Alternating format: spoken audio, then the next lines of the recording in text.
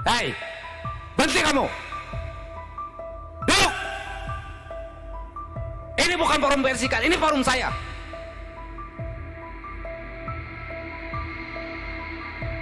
Siapa kamu? Turunkan spanduknya. Turunkan. Hei, jangan sok jago di sini kamu.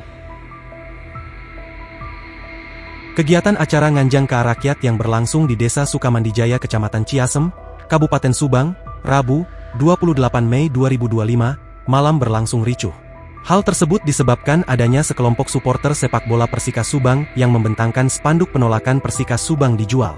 Sontak saja hal tersebut membuat Deddy Mulyadi berdiri dari duduknya dan marah besar sambil menunjuk-nunjuk sejumlah pendukung Persikas.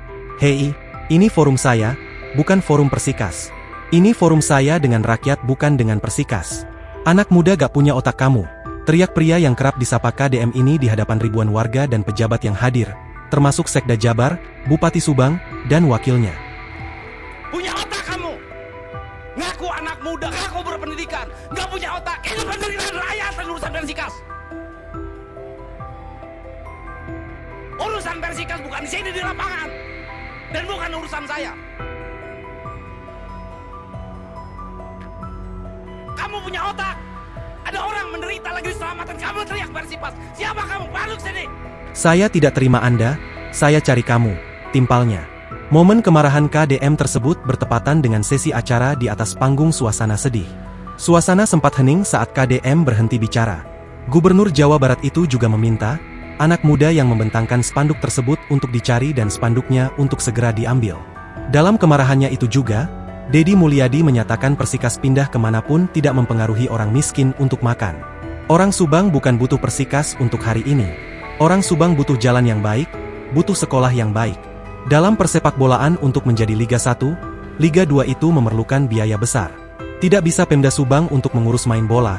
Duitnya gak cukup, lanjut Deddy Mulyadi. Diduga pembentangan spanduk Selamatkan Persikas di acara Gubernur Jawa Barat ini sudah direncanakan sebelumnya.